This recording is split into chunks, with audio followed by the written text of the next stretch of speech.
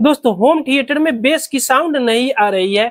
इसका बेस का जो वॉल्यूम है ना पूरी यहाँ से फुल कर दे रहे हैं तो भी हल्का हल्का सा साउंड आ रही है। और ये देखिएगा यहाँ जो मेन वॉल्यूम है इसको भी फुल कर दे रहे हैं। तो इसका अलग से जो स्पीकर ये लगाकर बजाया जाता है बाहर से, देखिएगा यहाँ पे 4 स्पीकर लगाकर बजाया जाता है, इससे फुल साउंड आ रही है। इसमें कोई प्रॉब्लम नहीं, इसका साउंड तो बिल्कुल क्लियर आ रही है। लेकिन इसमें के अंदर जो स्पीकर लगाया हुआ रहता है धमाके के लिए बेस का साउंड, उससे थोड़ा सा भी आवाज आ रही है, हल्का हल्का आवाज आ रही है जब फुल साउंड यहाँ से कर दे रहे हैं। तो इस प्रॉब्लम को कैसे ठीक करना है, ये प्रॉब्लम कहाँ से आती है ये आपको भी बताएंगे।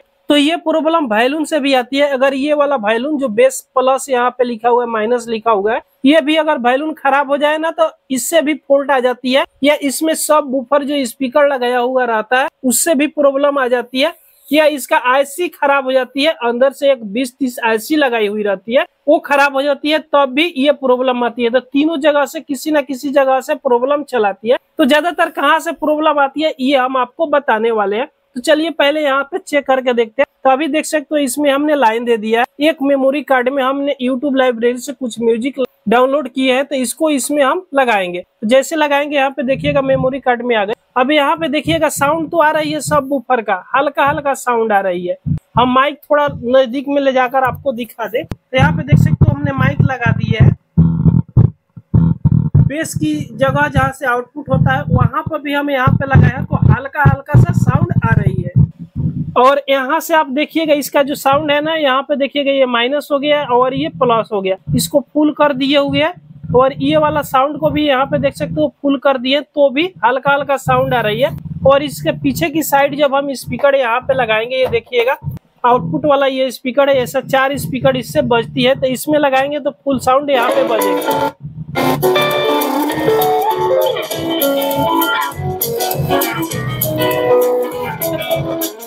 तो इसका साउंड आप सुन सकते हो कि कितना अच्छा साउंड आ रही है और फुल साउंड भी इससे आ रही है। कोई भी दिक्कत नहीं है आउटपुट वाला स्पीकर में। लेकिन जो भी प्रॉब्लम है ना, इसके अंदर से प्रॉब्लम है। तो इसको कैसे रिपेयर करना है, तो रिपेयर करने के लिए चलिए पहले यहाँ से बैक साइड से खोल लेंगे। उससे पहले यहाँ से हम लाइन से प्लग को निकाल देते हैं। तो दोस्तों इसको सबसे पहले आपको पीछे की साइड से खोलना है जहाँ पे सर्किट सब दिया हुआ रहता। तो यहाँ पे हमने कुछ स्क्रू को ओपन पहले से कर दिए ताकि ज्यादा टाइम ना लगे। और यहाँ पे खोलेंगे तो इसका देख सकते हो ये सर्किट बोर्ड है और ये हीट सिंक से देख सकते हो बिल्कुल आग निकल रहा है। जैसे यहाँ पे हाथ टच कर रहे हैं ना तो ये इतना हीट हुआ है कि इसको आप हाथ से पकड़ नहीं पाओगे, ये बहुत ज्यादा गर्म हो गई है। तो इसका मतलब कि जो बेस की साउंड इससे नहीं निकल रही है, तो हो सकता है इसका आईसी खराब हो गया हो। तो इसमें देखिएगा तो आपको 3 आईसी लगाया हुआ मिल जाएगा। यहाँ पे देखिएगा 1 2 3, यहाँ पे 3 आईसी लगाया हुआ है। तो इसमें एक बेस की होती है और 2 स्पीकर का होती है जो आउटपुट में होता है। ये ड्यूअल चैनल वाला सर्किट बोर्ड है, तो इससे आप 4 स्पीकर बजा सकते हो। यहाँ पे देखिएगा 4 स्पीकर का कनेक्शन दिया हुआ रहता है। तो बाहर जो स्पीकर है वो तो बिल्कुल ठीक बज रही है, इसका बेस क्लियर नहीं बज रही है। और इसके अंदर आप यहाँ पे देख सकते हो सब ऊपर एक स्पीकर लगाई हुई रहती है। तो स्पीकर भी खराब हो जाती है ना तो भी साउंड बेस का नहीं आती है।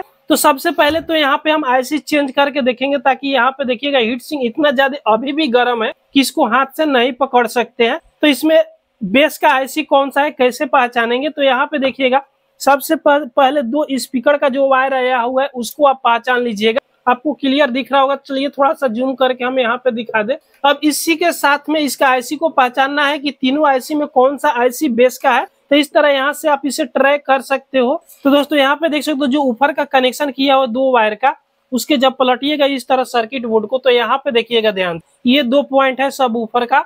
एक वायर को तो डायरेक्ट ग्राउंड से कनेक्शन किया हुआ रहता है और दूसरा जो प्लस वाला वायर को डायरेक्ट आईसी से कनेक्ट किया हुआ रहता है। तो ये आईसी का कनेक्शन किस आईसी में गया हुआ है, तो यहाँ पे देखिएगा एक पॉइंट लगा हुआ है। तो इसको जैसे पलटिएगा ना तो यहाँ पे देख सकते हो एक रजिस्टेंस लगाया हुआ है, लगभग 2 वाट की रजिस्टेंस है। ये वाला शायद आपको नहीं दिख रहा होगा, यहाँ पे हम दिखा दे। ये वाला जो रजिस्टेंस आप देख रहे हो ये 2 वाट का रजिस्टेंस है। तो रजिस्टेंस के थ्रू यहाँ पे इसका कनेक्शन आया हुआ है। यहाँ पे देखिएगा ये वाला पॉइंट आया हुआ है।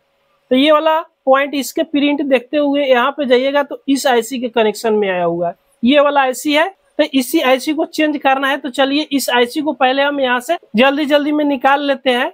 तो आप इस आईसी को निकालना जानते हैं तो बहुत अच्छी बात है, बहुत आसानी से इस आईसी को आप निकाल सकते हो। तो दोस्तों यहाँ से इस आईसी का 5 लेग को डिसोल्डिंग कर दीजिएगा। उसके बाद में इसको पलटिएगा पीछे की साइड में, तो यहाँ पे देखिएगा आपको स्क्रू लगाया हुआ मिल जाएगा। तो पहले यहाँ से स्क्रू को खोल देना है।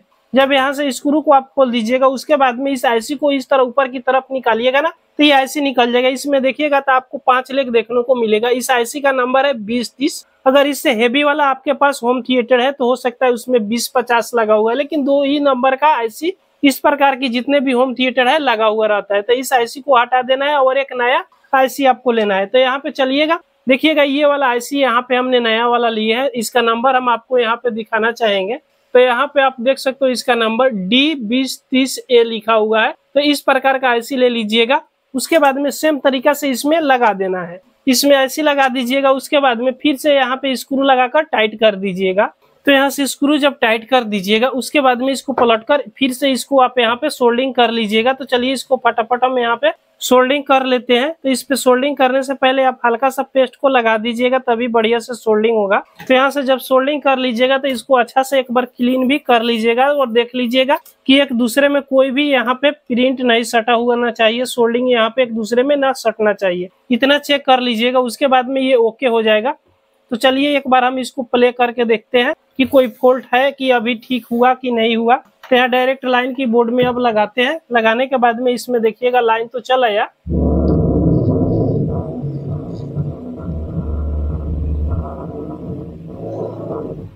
अब इसका साउंड आप सुन सकते हो, बिल्कुल क्लियर साउंड यहाँ पे आ रही है। हम आपको सुनाकर एक बार दिखा दे।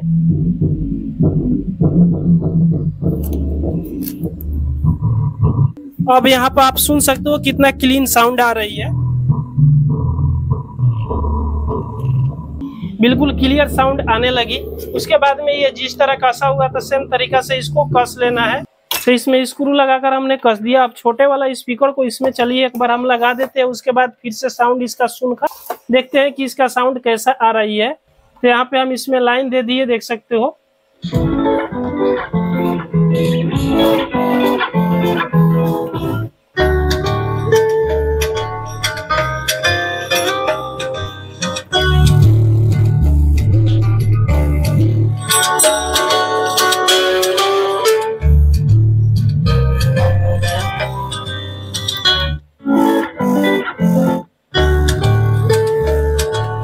तो दोस्तों आपने सुना कि इसका साउंड कितना क्लियर साउंड आने लगा। तो इस प्रकार की अगर बेस की साउंड गायब हो जा रहा है, टोटल साउंड ही अगर बंद भी हो जा रही है ना, तो ज्यादातर इसमें जो आईसी लगी हुई रहती है, आईसी का ही फॉल्ट आती है। शायद किसी में इस तरह वैल्यून का फॉल्ट आता है, या बहुत कम चांस यानी 5% में स्पीकर का प्रॉब्लम आता है। जो सब बूफर स्पीकर है, ज्यादातर आईसी की ही फॉल्ट आती है। 99% बूफर में ही आईसी का ही फॉल्ट आती है। तो दोस्तों ये वीडियो से आपको कुछ सीखने को अगर मिला हो तो एक लाइक जरूर कर दीजिएगा। अगर हमारे चैनल पर आप पहली बार आए हो तो सब्सक्राइब जरूर कर लीजिएगा। पूरा वीडियो देखने के लिए आपको बहुत बहुत धन्यवाद।